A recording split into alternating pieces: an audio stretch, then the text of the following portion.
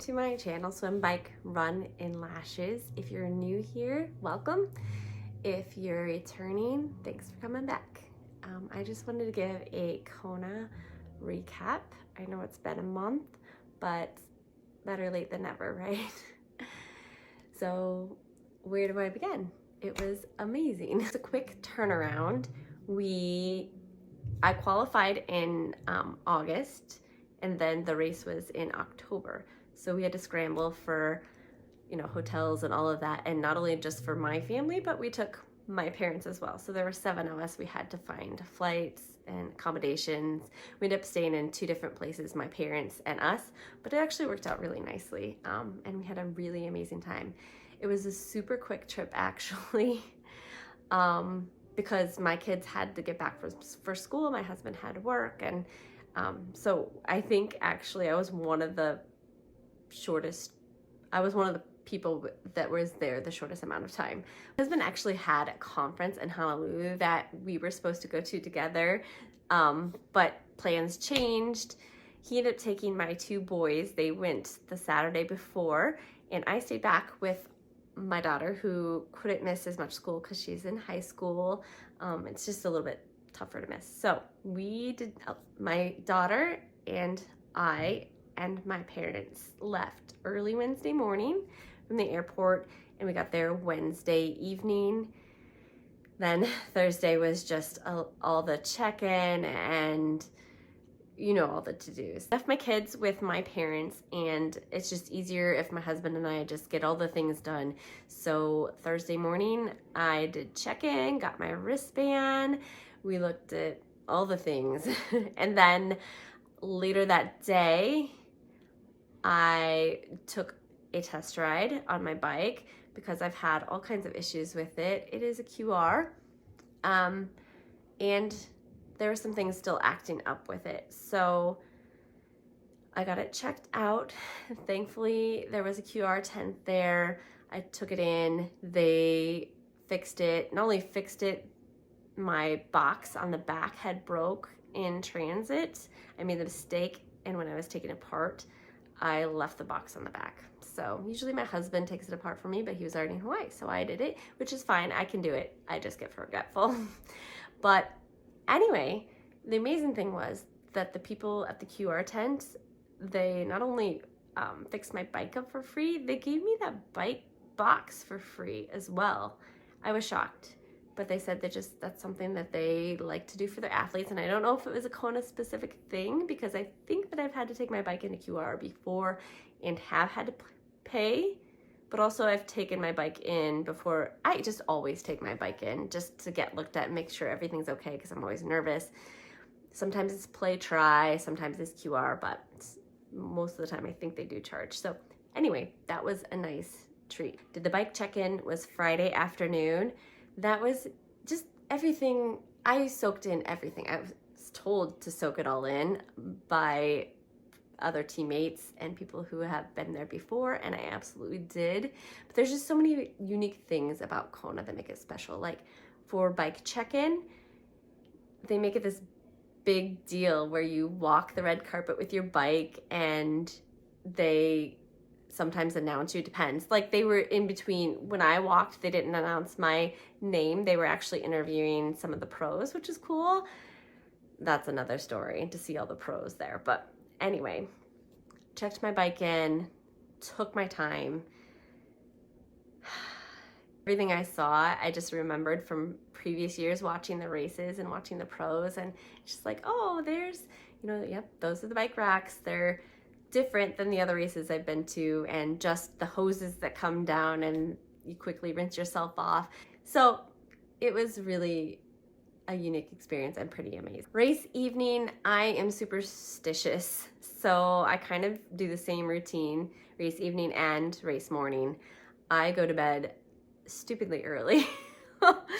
And I had my family with me, so I wasn't sure how that would go. When it's my husband and I, we just take melatonin and it's easy for us to fall asleep. But I have older teenage kids, but they were really good. They took their melatonin, and we were all in bed, I think, by 8 or so. So I usually get a good night's sleep.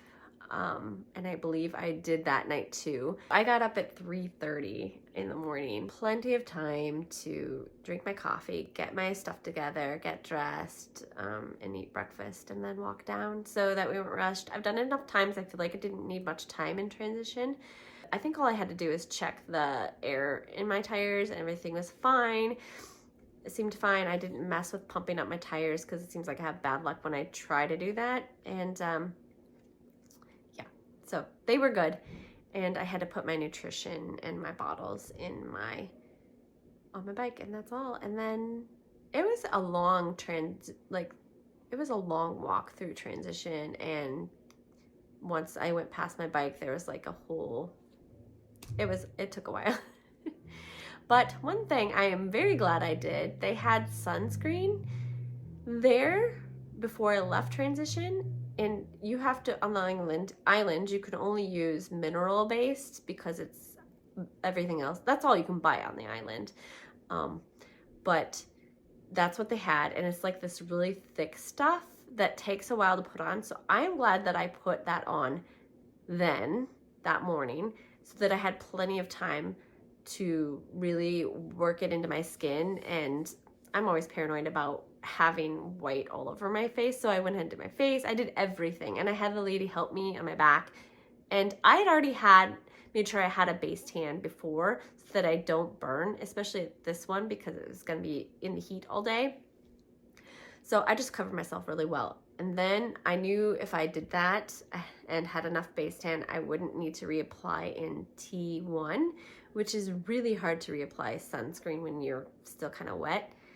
So that was a good call. Got out of transition. I borrowed a swim skin from a teammate of mine. That was nice. It didn't help my time, but it just felt slimming. And who knows, I might have been even slower actually, because the ocean is just a different beast of a swim. So got that on and just kind of got in my waves. They do it differently, as everything in Kona is. They did, well, some races I think are like this, just probably not any that I've been in, but they had by age group, and then instead of self-seating yourself, you just did age group, and it was based on caps. So whatever swim cap color you are, I was bright green in the 40 to 44, there's my age, group, which actually I guess was the biggest group that there was that day of women. Got in my wave, and it was based by times. So I think the pros left somewhere, my memory's getting bad, maybe 6:20, before 7. My wave left somewhere around 7:15, something like that. But the hype is really cool because it's not only they play the music like they always do, but you hear the drums, the Hawaiian drums. I don't know what they're called, but it was just an amazing experience. The sun was shining as it always does on the island. It was just a gorgeous, perfect morning. And the swim start itself, I personally loved it because it was a unique experience that I hadn't done before. I'd only experienced roll starts, not a mass start. And here's how they do it. You get up to the gate, and when you get in the water, you swim about 100 yards, and then you tread water, and then they do what it's called a seesaw, and like 2 or 3 paddle boarders swim around you, or actually it was just in front, like circling in front of you. And so we're just treading there waiting, and then when it's our turn, they stop paddling, they put their paddle boards up straight in the air, and then we go. And it was cool. I mean, it was definitely a unique experience. It was my first mass start, so it was very crowded. We were next to each other, we all started at the same time. There was swimming over, there was hitting, kicking, all of the things. I always put my goggles under my cap so I don't have to worry about somebody like accidentally snagging my goggles and losing them. Although in the ocean, I might have been able to find it a little easier, but that's always been one of my fears. So that is what I do.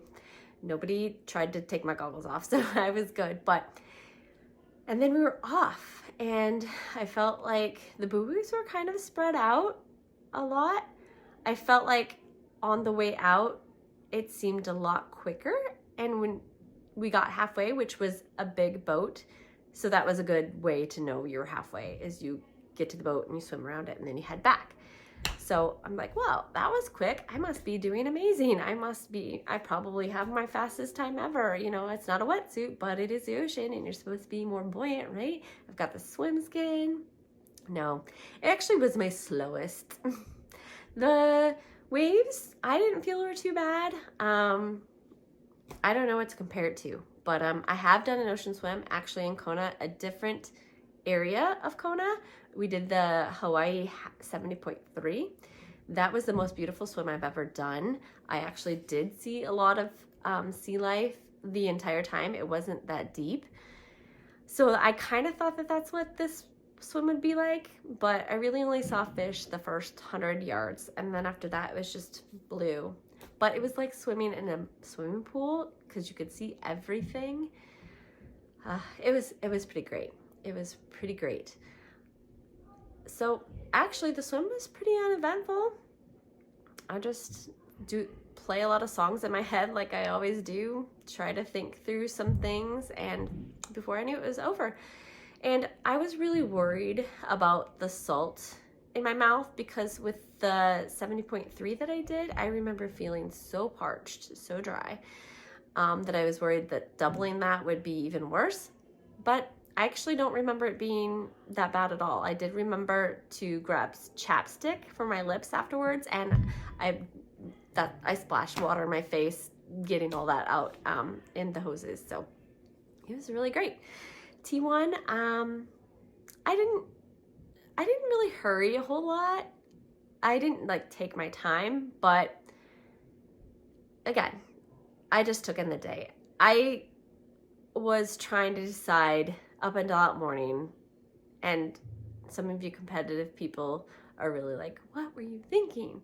But I could either really try to get a PR that day and work my hiney off, or this was a big one that I'd been working for all year. I could just not go slow, but also not work my hiney off so much and enjoy the day.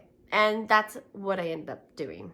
That's this decision I made at the beginning of the day, and I'm glad I did. Every once in a while, the competitive side of me is like, ugh, you probably could have, if you would have really pushed it, maybe you could have PR'd. Honestly, a lot of women did that day. Back to the swim, this was, I think, the first time there was 100% of swimmers that came out of the water that day, which is really cool since it was the first all women's World Championship. That was a pretty cool thing. And also all the PRs that happened that day. It was definitely really cool to be a part of that historic day.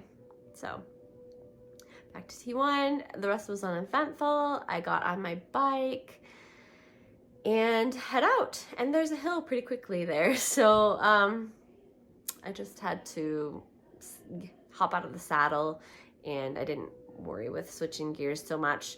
I saw my family right away on that hill, so that kind of got me up the hill, and then out I went. The bike in general was a great ride. On the way out, it was just out and back. So on the way out, the ocean was on my left. In front of me was some of the mountains. Pretty great. It does get pretty hot on the pavement out there, but I think it was pretty smooth. I don't remember a lot of bumpy, it was just smooth. The only bad thing I think that happened that day, and it wasn't terrible, I mean, it could have been a lot worse, but in the first 5 miles, my helmet was getting older. It was kind of a cool helmet because it had flowers on it and it kind of matched the Kona vibe, but it was getting older, so the wind actually caught the plastic. There must have been a piece that chipped from a crash or something, and I didn't know about it. But the wind caught it, and it just like flew off my head. I had frozen my bottles the night before, something I had never done before, but also this is the hottest race I had been to. Normally I'm okay actually drinking my water bottles just like lukewarm, not hot, but like they're never cold when I drink them.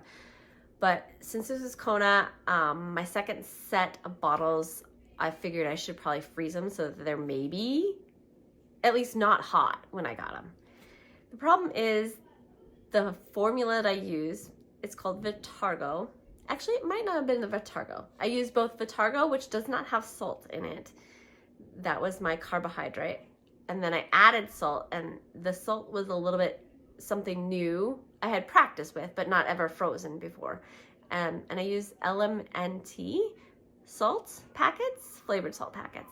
So that and the Vitargo, mixed it up the night before, froze it. By the time I picked it up halfway through, it was gross. I threw them away.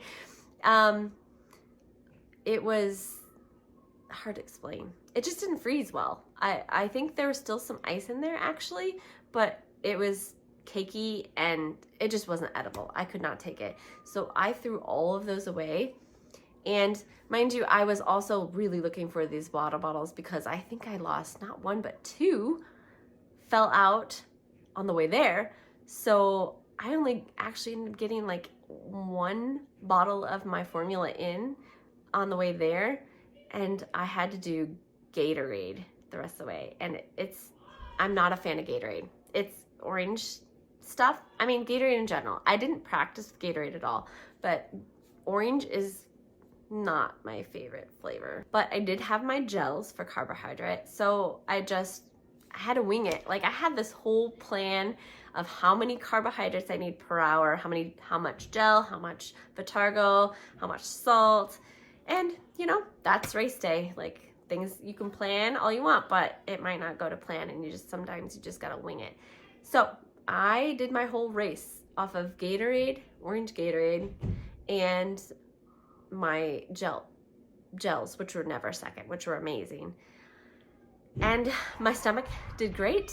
I had good energy, really good energy for the most part throughout the whole race. I never bonked or anything like that. So yeah, I couldn't have asked for a better wing it than that. So it worked out.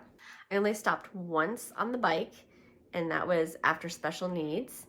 And then I think that's about it. Yeah, I didn't have any bike mechanic issues.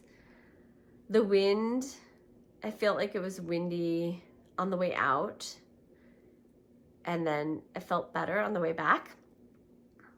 But a good bike and all. The women, we were all out there supporting each other. It was a good ride. I was definitely very ready to get off the bike by, I don't know, I just remember mile 100 to 112 was the longest 12 miles ever, which is funny. It wasn't hilly or anything.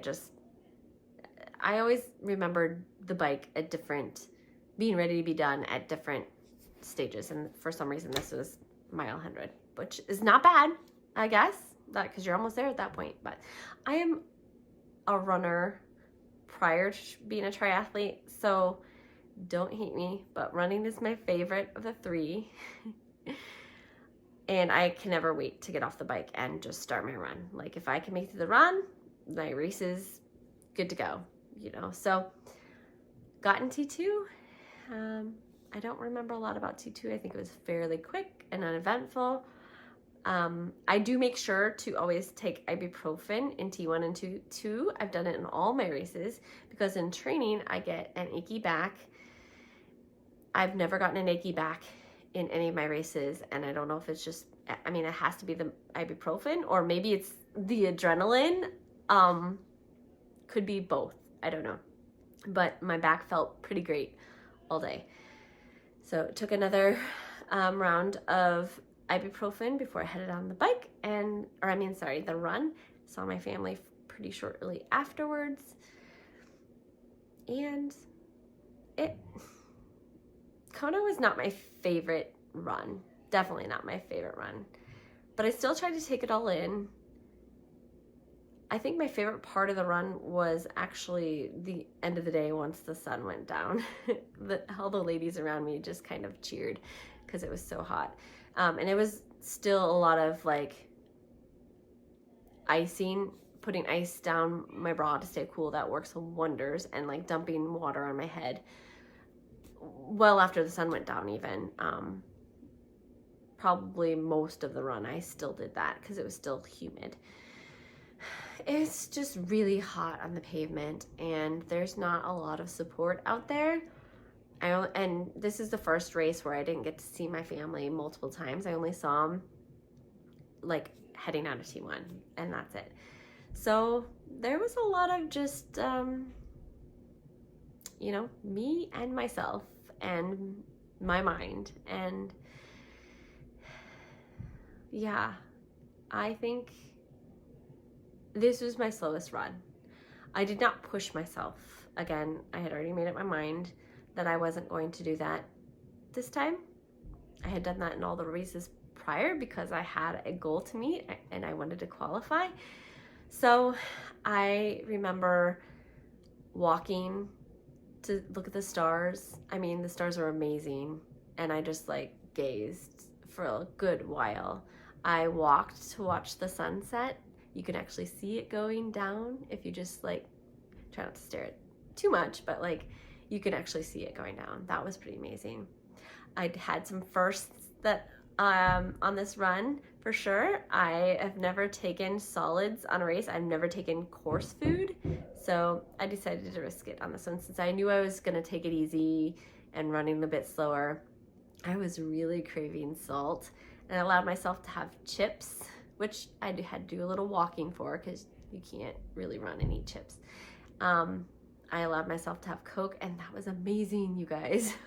Chips and Coke. It's gonna be really hard in future marathons not to want to take that when I'm really running hard. Maybe I won't want to, I don't know. But because I was going at a slower pace and taking my time, I got to enjoy those things. I took in chicken broth. I don't know what kind of broth it was. Broth.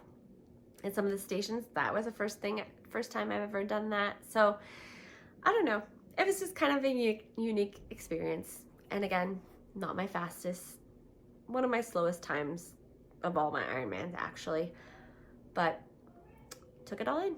And that last mile was amazing because I didn't even know this. I didn't actually study the course this time.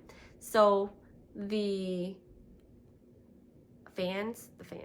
spectators are amazing and they're like, it's all downhill from here. Their last mile, it literally is all downhill. I'm like, yes.